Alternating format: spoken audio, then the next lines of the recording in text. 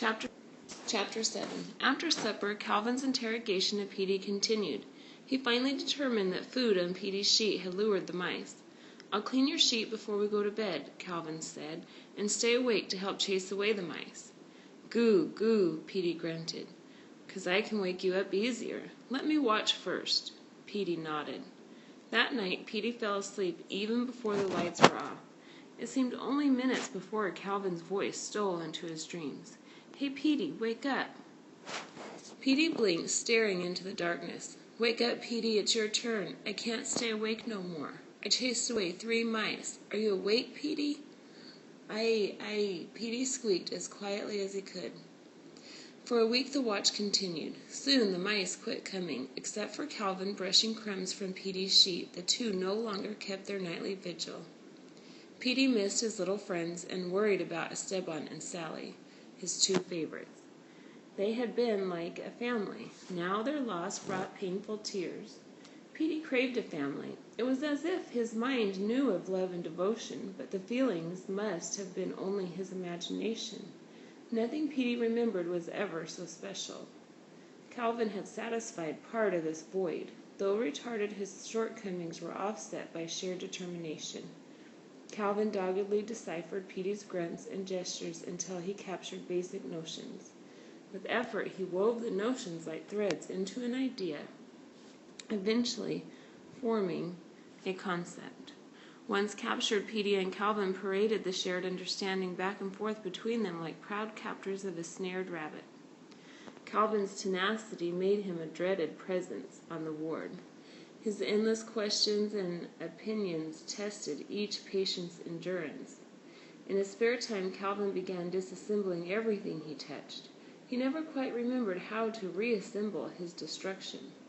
The last straw fell the day he reduced his wheelchair to scattered tires, pads, tubes, and a headrest.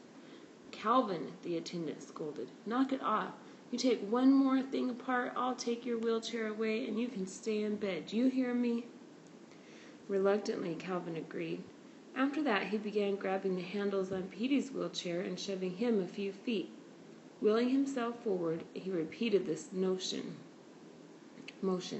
Soon Calvin could position both chairs near the windows without depending on the attendant. He spent full afternoons pushing Petey around the ward. One day Calvin spun Petey in circles. Petey flailed his arms and grunted to stop, but Calvin spun him faster and faster. When he finally let the dizzy Petey roll to a stop, Petey threw up all over himself. "Oh boy," Calvin exclaimed. "If you did that when I was spinning you, it would have splattered everyone." Petey mustered his most severe scowl. Late one afternoon, Calvin wheeled up to Petey. "Hey, Petey, I've been thinking. You gotta learn more words. If you can say yes, no, and good, you can say other stuff too." Petey shook his head. But as he sat alone, staring out the windows, he began mouthing words he'd heard. It took so much effort to close his lips, he could not make a sound at the same time. His throat felt like something gripped it in a clamp. The biggest problem was his tongue. Jutting sideways in his mouth, the tongue gnarled about, defying any command. When forming words, it fell short of contacting the top of his mouth, leaving air to rush past. It helped to press his bottom lip against his upper gum. Petey realized the best way to make any good sound was the way he said "I," "ooh," and "goo." He had to use his throat. The first success came with the words "pretty good."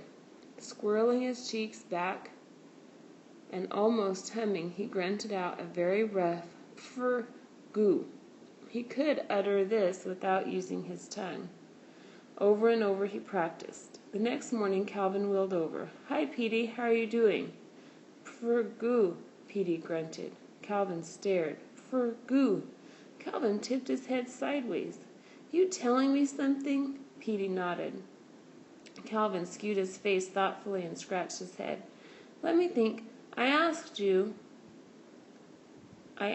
how you was doing, and you said pfr-goo.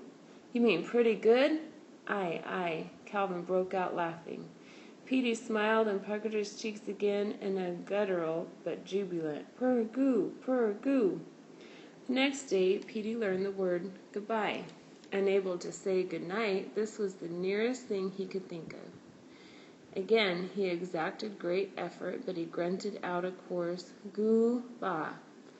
Before long, the whole ward listened each night to the good-night salutation conducted in the two corner beds. Good night, Petey. Goo-bah. The joy of learning to communicate with Calvin helped temper Petey's loss of the mice. But Petey worried about Calvin. The boy either boiled over with motion and laughter or sat secluded in total silence. Some days he spent whole mornings at the day-room table, slumped over, head tucked in his arms. Each day Petey sat silently by the window. Often he watched the round glass thing on the wall. During the last year the object had captivated his attention, holding him spellbound for long hours at a time. The device had two little levers or rods. One of the levers was longer than the other. The longest one went around and around, maybe a dozen or more times each day. The shorter one barely moved. If lucky, it went around once. Petey learned to predict meal times by watching the levers. Watching the movement of the levers became more satisfying than looking out the windows. The windows left him longing to reach out his hand and touch the wind, or feel the sun against his face.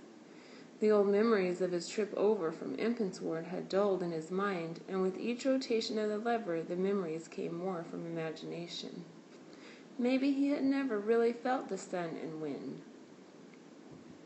One day, blustery weather rolled in over the grounds. Wind howled down from a threatening sky. As Calvin and Petey sat together at the far end of the ward, Calvin began clowning around. "Look how I can spin," he said, pushing opposite directions on his tires. The chair rammed the wall and tipped over. Calvin pitched forward and fell from the chair. With a dull thud, his head hit the wooden floor. He groaned and struggled to get up, then collapsed and lay still.